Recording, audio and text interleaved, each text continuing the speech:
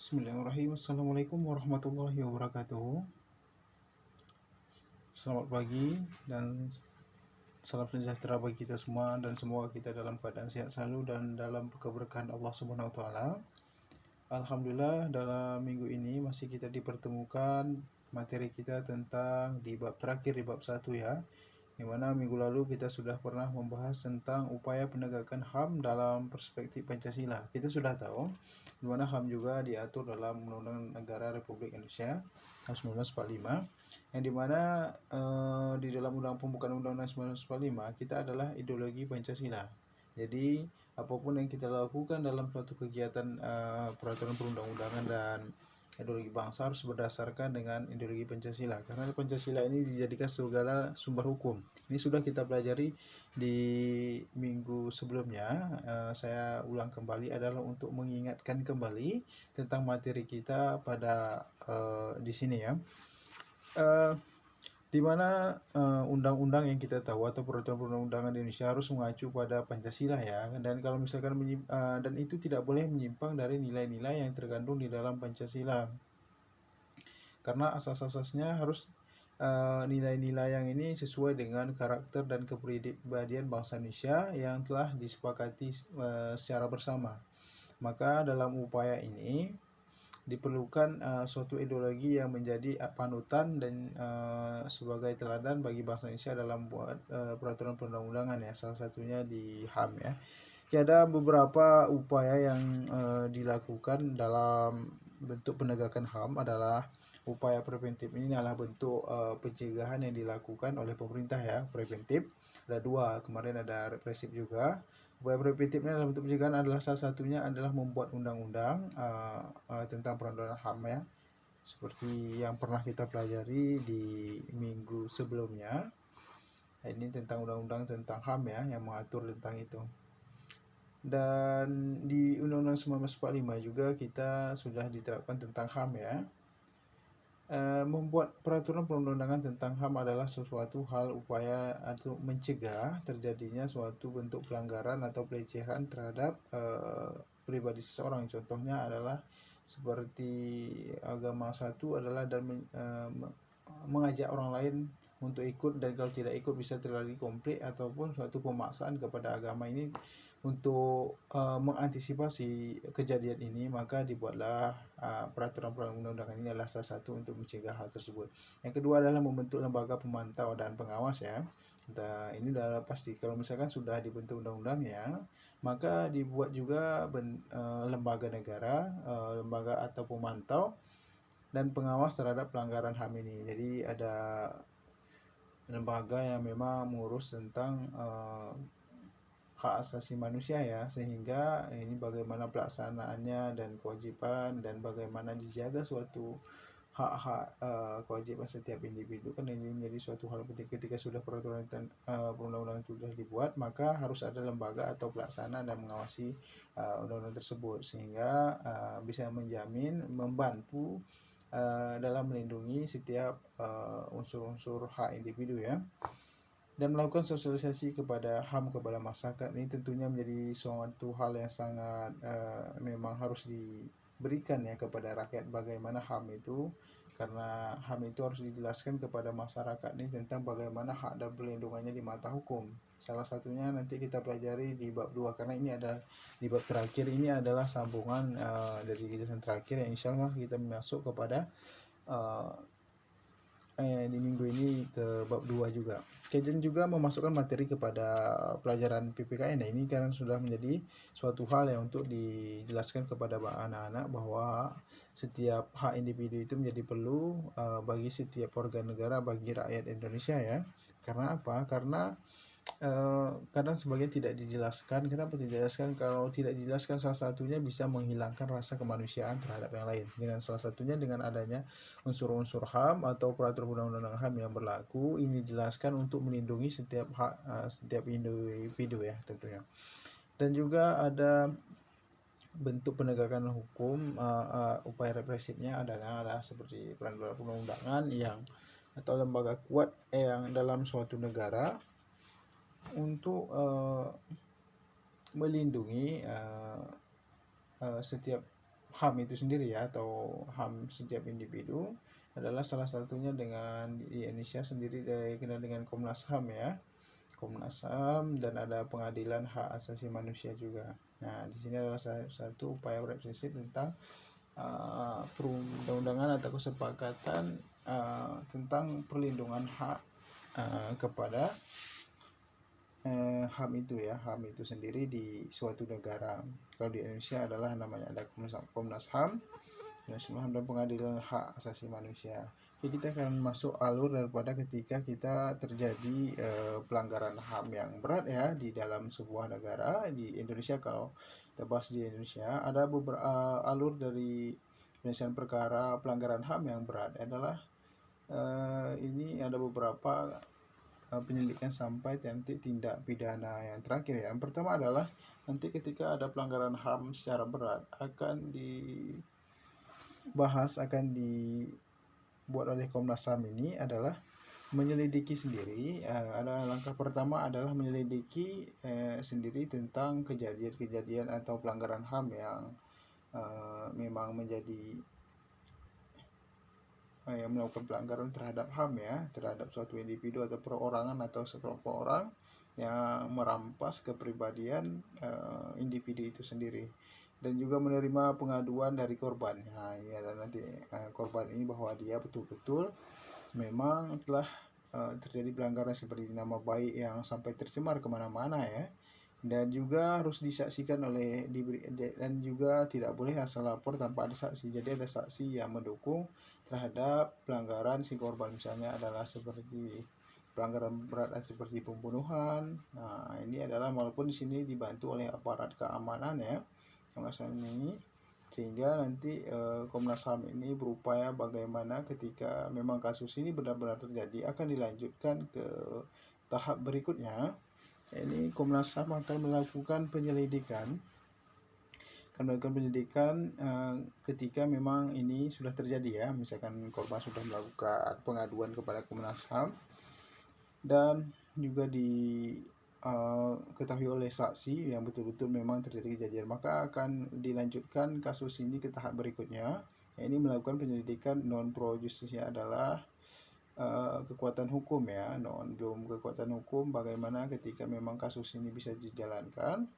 Melakukan pelanggaran HAM memang berat, ini akan dimasuk kepada non pro justisia ya. Ini adalah bagaimana penegakan hukum tapi tidak dalam melakukan penyidikan tidak pada ini ya, penegakan hukum yang melakukan pelanggaran ya, untuk menentukan pelanggaran. Misalkan ini betul memang terjadi, menentukan kejadian bahwa memang terjadi pelanggaran HAM, maka kita kalau misalkan ini terbukti, jika tidak maka kasus ini akan berhenti. Ini sampai di sini dulu ya, ketika Komnas HAM melakukan penyelidikan dalam penegakan hukum. Kalau misalkan memang ini terbukti, ini masih belum keputusan ya, masih dalam tahap penyelidikan. Nanti kita naikkan lagi ke misalkan terjadi, maka kita lanjut. Maka kalau misalkan kasus ini memang tidak terjadi dan mengada-ngada, maka kasus ini tidak terbukti, maka akhirnya kasus ini diberhentikan sampai di sini. Kemudian akan lanjut, kalau misalkan iya, maka akan berlanjut ke Komnas, akan membentuk komisi penyelidikan terhadap pelanggaran HAM ya, maka disebut dengan KPP HAM ya.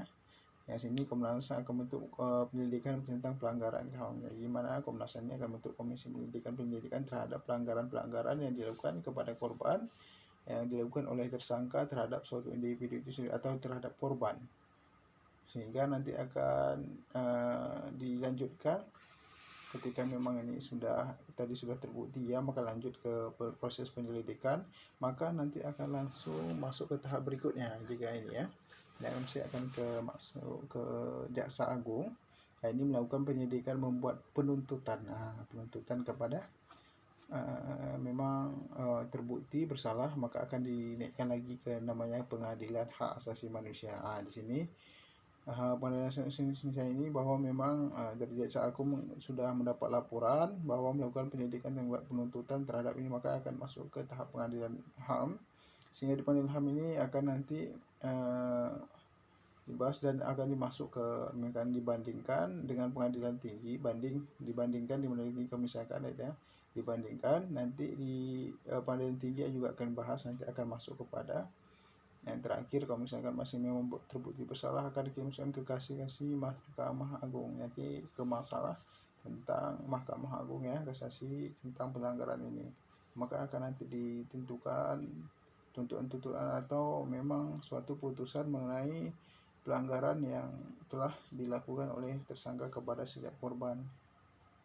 Kalau misalkan dia melakukan banding di pengadilan tinggi, ya misalkan ini, atau pengurangan hukuman ya, maka akan kasasi. So ke tahap berikutnya kasasi Mahkamah Agung ya.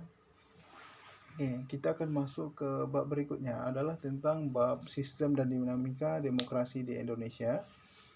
Ini demokrasi kita sudah tidak asing lagi ya, dari semester 1 sudah kita pelajari. Tapi dinamika itu apa sih? Adalah pergerakan demokrasi di Indonesia ya. Dinamika yang terus bergerak ya. Sistemnya adalah cara atau metode dalam demokrasi yang ada. Oke, di sini perhatikan gambar berikut. Nah, ini adalah gambar di atas, kita bisa ketahui ada beberapa orang atau gambar. Di sini ada seperti gambar KPU ya. Gambar KPU ini menunjukkan bahwa lagi ada pemilihan umum. Nah, ini ada laki-laki dan ada perempuan, yang dimana dalam pemilihan ini secara rahasia tidak dilihat oleh kanan kiri, dan saksi pun ada di sini terdiri dari panitia-panitia, penuntut juga, dan bagaimana ini mereka melakukan proses pemilihan umum. Nah, ini secara rahasia, luber, umum, jujur dan adil ya. Nah, ini menunjukkan bahwa negara ini bahwa sebagai negara demokrasi. Ya, demokrasi. Nanti kita bahas apa itu demokrasi. Dan tentunya pemilu ini adalah sebuah upaya untuk mewujudkan kedaulatan rakyat, adalah karena kekuatan tertinggi itu adalah berada di tangan rakyat sesuai dengan undang-undang yang mengatur ya, dalam Undang-Undang 1945. Dari gambar itu juga membuktikan bahwa ciri dari negara demokrasi ya, yakni demokrasi dari pemimpin itu dipilih rakyat, dari rakyat oleh rakyat. Nanti bagaimana demokrasi di Indonesia. Oke, sebelum itu kita harus tahu juga tentang tujuan pembelajaran ini. Setelah menganalisis tujuan pelajaran kita ya, adalah setelah menganalisis penerapan demokrasi dan sistem demokrasi Pancasila, peserta didik dapat menghargai nilai-nilai demokrasi Pancasila dengan baik ya. Melalui telah buku dan media cetak ataupun elektronik, peserta didik dapat melihat serta menyimpulkan sistem dan dinamika demokrasi di Indonesia sesuai dengan Undang-Undang Negara Republik Indonesia dengan benar ya. Melalui diskusi kelompok ini kemungkinan kita tidak akan lakukan diskusi kelompok, karena bagaimana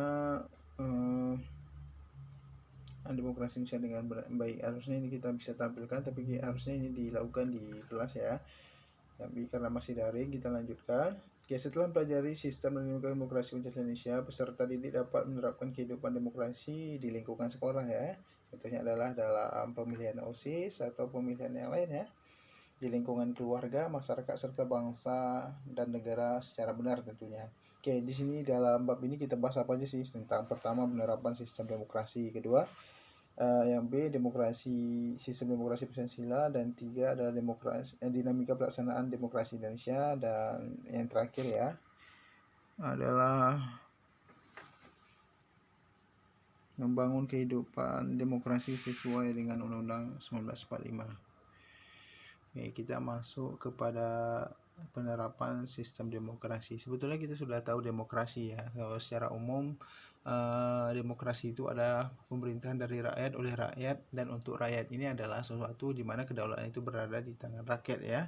Definisi kalau di bangsa Indonesia itu sangat umum ya, kita lihat ya, bagaimana kita dengar, kita lihat di media, salah satunya waktu pemilihan umum itu.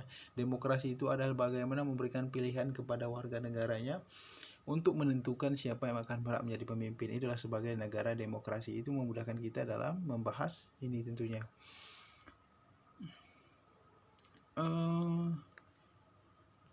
Sebelum di sini kita juga akan membahas nanti tentang prinsip-prinsip demokrasi ya, demokrasi, macam-macam demokrasi, dan ciri-ciri demokrasi. Oke, kita lanjut. Seperti apa sih? Nanti kita lihat prinsip demokrasi itu seperti apa. ciri-cirinya seperti apa ya, nanti akan kita macam-macam demokrasi ya. Kita akan masuk kepada prinsip demokrasi, macam-macam demokrasi dan ciri-ciri demokrasi. Di sini kita akan lebih banyak bercerita banyak tentang demokrasi itu sih sebetulnya. Pertama kita akan membahas tentang prinsip demokrasi. Prinsip demokrasi ini adalah keterlibatan warga negara dalam pembuatan keputusan publik, adalah bagaimana ketika rakyat ini diberikan kebebasan, diberikan kesempatan untuk membuat keputusan publik. Misalnya diberikan kesempatan untuk membangun dalam proses mempengaruhi kebijakan publik ya di suatu negara. Memang keterlibatan warga negara sebagai rakyat ini adalah untuk membangun pemerintahan. Mereka terlibat dalam bagaimana dalam pembuatan keputusan publik atau kebijakan publik ya, yang dimana keterlibatan warga ini berupa usulan-usulan yang diberikan kepada pemerintah untuk dijadikan dalam sebuah peraturan perundang-undangan atau semacam kebijakan yang berkenaan dengan kepentingan umum di sebuah negara. Ini umum ini publik ya. Publik ini bisa kita asingkan di sebuah negara, umum dan masyarakat ya tentunya. Jadi keterlibatan warga negara dalam pembuatan keputusan ini diberikan kesempatan kepada warga negara dalam proses pembuatan kebijakan publik atau keputusan publik. Ini menandakan bahwa ini adalah suatu sistem demokrasi. Ini prinsipnya ya, prinsip dalam sebuah demokrasi. Kemudian tingkat persamaan antara warga negara. Jadi tingkat kebersamaan demokrasi itu sama, di mana tingkat setiap individu dengan individu lain mempunyai hak yang sama dalam setiap kebijakan pemerintah dalam ketentuannya sebagai warga negara ya, dan tidak ada perbedaan antara satu dengan lain. Nanti akan kita lebih rincikan di ciri-cirinya nanti ya. Dan diberikan kebebasan atau kemerdekaan yang dipakai oleh warga negaranya. Nanti prinsip demokrasi ini adalah bagaimana prinsip kebebasan atau setiap individu diberikan kemerdekaan yang diakui, yang telah sah, seperti suara mereka. Ini nanti kita akan masukkan di ciri-cirinya. Ini salah satunya adalah memberikan kebebasan atau kemerdekaan kepada warga negara atas hak suara mereka. Ini adalah prinsip-prinsip yang mencerminkan demokrasi. Kemudian apa itu macam demokrasi? Kita akan masuk ke macam demokrasi. Berdasarkan macam demokrasi yang pertama adalah berdasarkan cara penilaian kehendak rakyat, demokrasi langsung ya. Demokrasi langsung ya, ini bagaimana demokrasi itu secara di dalam hidup pemerintahan, di rakyat itu langsung memberikan hak suaranya atau memberikan suatu keputusannya dalam proses pemilihan umum. Contohnya adalah langsung memilih siapa yang akan dia pilih dalam proses pemilihan presiden misalnya, atau pemilihan gubernur, pemilihan bupati, kepala desa, juga lurah. Ini adalah bagaimana setiap warga ini dilakukan bagaimana memilih langsung pemimpinnya. Seperti pemilihan bupati, kan warga negara yang sekitar situ adalah langsung memilih. Contohnya kita nanti akan melaksanakan pemilu di Kota Medan, maka warga daerah Kota Medan yang memilih, maka nanti akan setiap orang itu mempunyai hak yang sama. Ini bisa secara langsung menentukan pilihannya siapa yang akan dia pilih dalam pentas demokrasi nanti di Kota Medan. Seperti itulah maksudnya kira-kira. Dan juga gubernur juga sama, dan pemilihan baik presiden juga adalah pemilihan langsung oleh rakyat. Ini membuktikan bahwa kedaulatan itu berada di tangan rakyat, seperti dengan dijelaskan pada Undang-Undang Negara Republik Indonesia di negara kita ya. Dan juga di mana pemilihan anggota DPR, DPD ini secara langsung dipilih oleh rakyat, makanya disebut sebagai demokrasi langsung.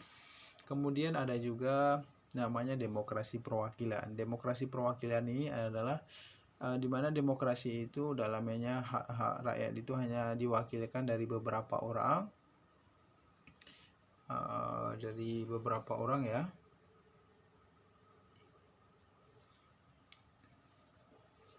Di mana nggak semua atau hanya diwakili beberapa saja, misalkan dalam pemilihan presiden pada masa itu tidak semua memilih warga rakyat Indonesia ya pada zaman Orde Lama, tapi hanya perwakilan dari warga negara itu yang memilih siapa nanti presidennya, seperti itu ya. Nggak semua warga negara, tapi hanya diwakilkan kepada orang-orang yang telah diwakilkan ya, mewakili daripada wakil rakyat itu, dari rakyat itu sendiri. Kemudian ada sistem referendum. Sistem referendum ini sering seperti ada di Aceh juga ya. Sistem referendum ini apa sih sebetulnya? Ada suatu proses pemungutan suara semesta atau seluruh rakyat itu untuk mengambil keputusan, terutama keputusan publik yang mempengaruhi suatu negara secara keseluruhan, sepertinya adopsi amandemen konstitusi undang-undang, perubahan wilayah suatu negara. Seperti di Aceh dulu mengadakan referendum adalah sebagai daerah yang mempunyai, karena masyarakatnya secara umum mau terlibat dalam partisipasi rakyatnya, di mana rakyat itu ikut terlibat dalam partisipasi ini untuk terhadap kebijakan publik. Contohnya di Aceh dulu, karena ada bentuk pemberontakan, maka diadakannya referendum ya antara pemerintah Aceh di Aceh sama presiden sekarang nanti sama presiden, di mana presiden nanti akan memberikan putusan tentang bagaimana ketika masyarakat itu semuanya ikut dalam berpartisipasi ya, ingin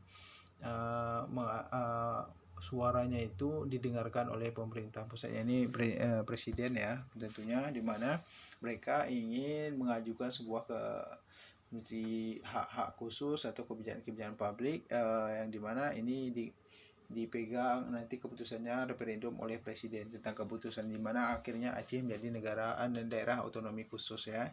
Ini adalah bagaimana warga negara saya ikut berpartisipasi dan suaranya itu secara keseluruhan warga Aceh mau ingin menyampaikan hak yang sama kepada presiden pada masa itu. Seperti itulah kira-kira. Dan kemudian berdasarkan titik perhatian demokrasi formal. Demokrasi formal adalah demokrasi yang telah diatur dalam undang-undang, adalah secara formal ya. Demokrasi formal ini untuk mudahnya,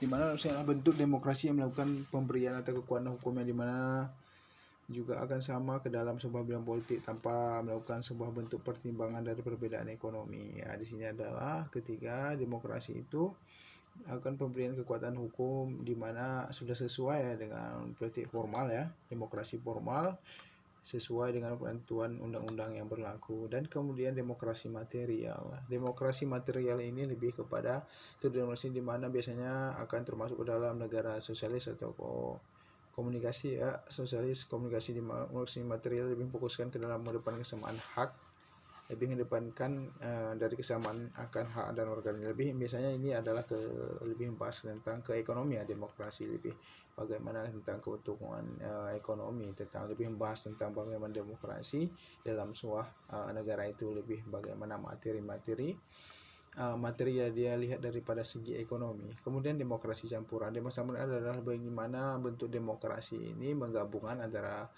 demokrasi formal dan material. Nah, demokrasi yang telah ada sebelumnya, sehingga demokrasi melakukan penyamaan dari berbagai macam bentuk hak maupun derajat yang berada pada sebuah individu. Nah, jadi demokrasi campuran ini adalah menggabungkan antara demokrasi formal dan material ya. Jadi selain undang-undang juga harus mendepankan juga nilai-nilai ekonomi pada pelaksanaannya. Kemudian berdasarkan ideologi demokrasi konstitusional, ada demokrasi yang sesuai dengan undang-undang yang mengatur di dalam sebuah negara. Dan kemudian ada demokrasi rakyat ya. Demokrasi rakyat ini adalah di mana demokrasi lebih mengutamakan demokrasi rakyat ini adalah demokrasi yang lebih mengedepankan bagaimana kekuasaan ini lebih didepankan oleh negara ya.